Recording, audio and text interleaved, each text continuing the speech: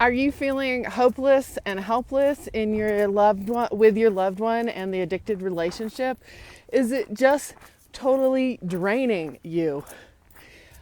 Is it beyond your capacity to understand and you're frustrated with who you are when you're with your addicted loved one? I'm Tanya. I've lived this scenario for over 20 years, probably before that if I really understood who I was. I've coached it for the last 5 years, the families, healing them, helping them figure out how to create an environment where they're not stuck in the jungle gym of addiction anymore. So stay tuned on this video. We've got a lot of things, but there's some real clear tips at the end of how to handle your addicted loved one so you're not weary, you're not exhausted, you're not out of breath like I am right now. So hold on. Well, one of the first things I want to talk about is hurt versus harm. We've been talking about a lot of new skills, and there's an issue that's different.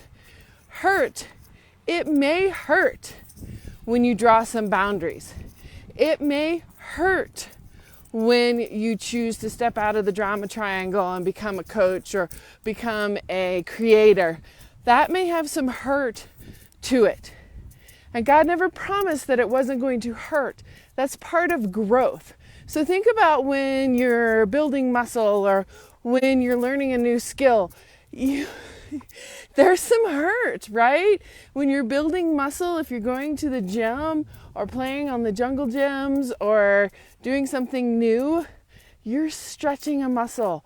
You're creating some pain. You're doing some tears. You're doing something new. That is hurt, right? And it's like learning any new skill.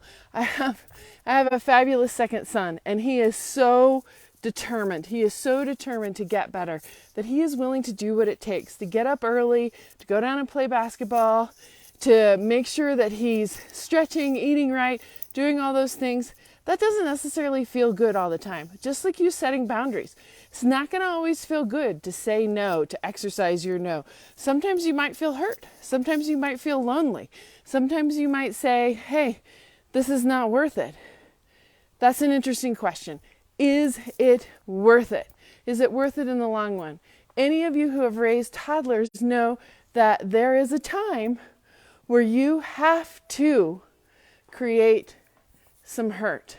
You can't let your little guy run out in the street. You may have grabbed their arm. It hurt for just a minute when you grab their arm. But this little bit of hurt does not cause harm. Hurt and harm are different.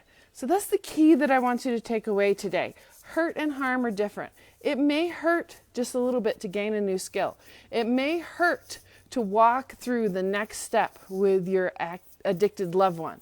It may hurt just a little bit to set boundaries. It's a growth hurt. And both of my sons have grown rapidly.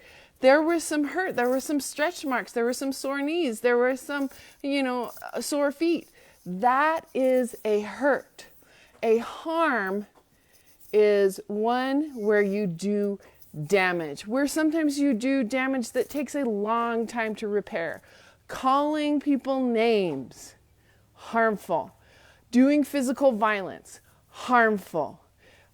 Giving really mixed messages and not doing what you said you're going to do, harmful. Practicing a new skill, failing at it, that's a hurt. So it's totally different than harmful. Plus there's intention behind it. What is your intent when you are setting boundaries? Is it to keep you and your family safe and to help the addicted loved one? So we've got several videos on setting boundaries, but here's the real tip that I want to give you today. This is why I wanted you to stick around to the end. Take one little thing, and practice it 5 times. If it's using your no, so let me give you an example.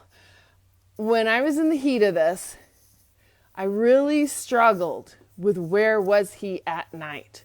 I wanted him to be home. I wanted to feel safe. I wanted to be in a place where I could feel like I was protected.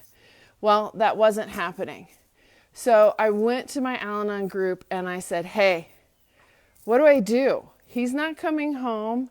I don't know where he is. I'm staying up late at night and I cannot take care of my children in the morning when they get up at 6. So what I did was I practiced for 5 nights going to sleep at the normal time so I could get up at 6 a.m.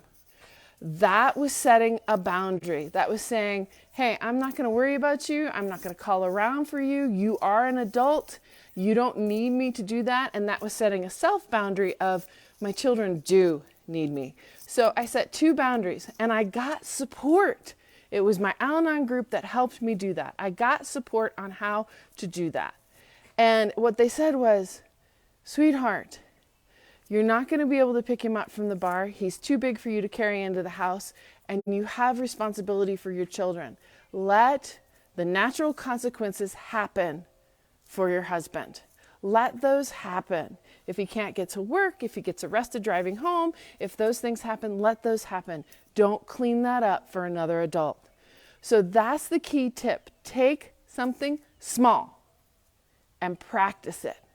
Remember, boundaries are only things you can control. I could control when I went to bed. I could not control when he came home. So take something small and practice that for 5 days. Then reassess.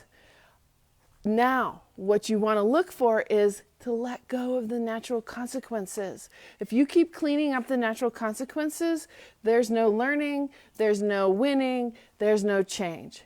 So boundaries are about what is yours, what is theirs, and how do you let them clean up their own natural consequences.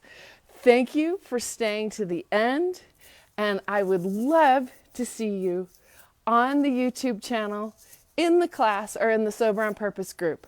We do lots of things in there, including casting our cares on God, making sure that we are tucking ourselves in to the higher power to make sure that we know we don't have complete control of this, that we can rest in God and say, hey, I know you got this. I know you have a plan. What's my part in the plan? Thank you for watching. Tiffany, glad to see you here.